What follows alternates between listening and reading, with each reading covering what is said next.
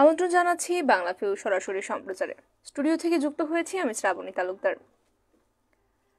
সিলেটের ওসমানীনগরে পূজার ফুল তুলতে গিয়ে সকালবেলা ধর্ষণের শিকার হয়েছিলেন 17 বছর বয়সী এক কিশোরী। ধর্ষক যুবক পরে বিয়ের প্রলোভন দেখিয়ে অর্থাৎ বিয়ের কথা বলে আরও কয়েকবার শারীরিক সম্পর্ক স্থাপন করেছিল ওই মেয়ের সাথে। এক পর্যায়ে গর্ভবতী হয়েছেন ওই কিশোরী, জন্ম দিয়েছেন এক ছেলে সন্তানের। অভিযুক্ত যুবক আর ওই কিশোরীকে স্ত্রীর স্বীকৃতি দিয়ে ঘরে তোলেননি, এমনকি সন্তানকেও বঞ্চিত রেখেছেন পিতৃ পরিচয় থেকে। সম্প্রতি ওই কিশোরী অভিযুক্ত যুবকের বাড়িতে 1.5 মাসের শিশু সন্তান জয়লালকে নিয়ে প্রায় 15 ঘন্টা অনশন করেছিলেন। তারপরেও ছেলেকে পাইয়ে দিতে পারেননি পিতার স্বীকৃতি, নিজেরও মেলেনি স্বামীর স্বীকৃতি। পুলিশ বাবার বাড়িতে ফিরিয়ে দিয়েছে ওই কিশোরীকে।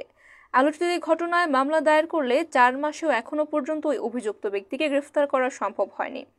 থানায় দায়ের করা মামলা সূত্রে জানা যায়, গত বছরের 20 অক্টোবর ভোরে ফুল তুলতে গিয়ে বুরুঙ্গা গ্রামের রাখাল দেবের ছেলে সজু কর্তৃক ধর্ষণের শিকার হয়েছেন ওই কিশোরী। পরবর্তীতে বিয়ের প্রতিশ্রুতিতে আরো কয়েকবার তার সাথে শারীরিক সম্পর্ক স্থাপন করে ওই সজু নামের যুবক। এক পর্যায়ে শারীরিক পরিবর্তন ঘটলে বিষয়টি জানাজানি হয়। সজুর পক্ষ হয়ে স্থানীয় ইউপি সদস্য দীপঙ্কর দেবনাগ 5 লক্ষ টাকার বিনিময়ে কথিত ডাক্তার বাসুদেবের মাধ্যমে ওই কিশোরীর গর্ভপাত ঘটানোর বিষয়টি মীমাংসার জন্য চাপ প্রয়োগ করেন। এ বিষয়ে পঞ্চায়েতের লোকজন সালিশে বসলে নির্ধারিত দিনে ইউপি সদস্য সাজুর পরিবারের কেউ উপস্থিত হয়নি। পরে 2 মে সাজুকে আসামি করে সংশ্লিষ্ট আইনে মামলা দায়ের করেন কিশোরীর পিতা। 4 দিন পর মামলার বাদীকে রাস্তা থেকে তুলে নিতে ডাক্তার বাসু দাসের চেম্বারে আটকে রাখা হয়। বাসু দাস অভিযুক্ত সজুর ভাই রঞ্জু দেব, দীপঙ্কর দেব 5 লাখ টাকা গ্রহণের মাধ্যমে দায়েরকৃত মামলা প্রত্যাহার এবং গর্ভপাত করার বিষয়ে চাপ প্রয়োগ করতে থাকেন।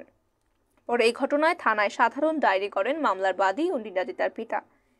এসব ঘটনার মধ্যে গত 23 জুলাই ওসমান মেডিকেল কলেজ হাসপাতালে একটি ছেলে সন্তানের জন্ম দিয়েছেন ওই কিশোরী। হাসপাতাল থেকে ফিরে কিছুদিন বাবার বাড়িতে অবস্থান করে গত বৃহস্পতিবার স্ত্রী ও সন্তানের স্বীকৃতির দাবিতে অভিযুক্তের বাড়িতে গিয়ে ওঠেন তিনি।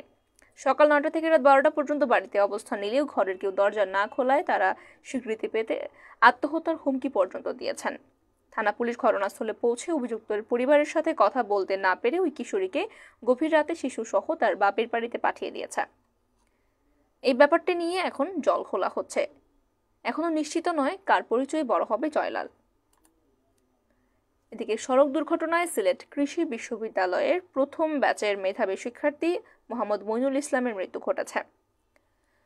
কৃষি প্রকৌশল ও প্রযুক্তি অনুষদের প্রথম ব্যাচের শিক্ষার্থী ছিলেন তিনি। হবিগঞ্জের চুনারুঘাটের শায়েস্তাগঞ্জ সড়কের চানভাঙা এলাকায় বৃহস্পতিবার রাতে সড়ক দুর্ঘটনায় গুরুতর আহত অবস্থায় তাকে সিলেট ওসমানী মেডিকেল কলেজ হাসপাতালে ভর্তি করা হলে শুক্রবার রাতে চিকিৎসাধীন অবস্থায় তার মৃত্যু ঘটে। শনিবার সকাল 11টায় চুনারুঘাটে নিজ বাড়িতে তার জানাজা সম্পন্ন হয়। মইনুল ইসলামের অকাল মৃত্যুতে গভীর শোক প্রকাশ করেছেন সিক্রিবি vice chancellor professor doctor Mohammad Jamal Uddin Bhuiya. এক শোক বার্তায় তিনি মরহুমের বিদেহী আত্মার মাগফিরাত কামনা করেছেন। তাছাড়া শোক সন্তপ্ত পরিবারের প্রতি সমবেদনাও জ্ঞাপন করেছেন তিনি। এ ছিল আমাদের হাতে থাকা এখনকার মতো খবর। সাথে থাকার জন্য সকলকে ধন্যবাদ।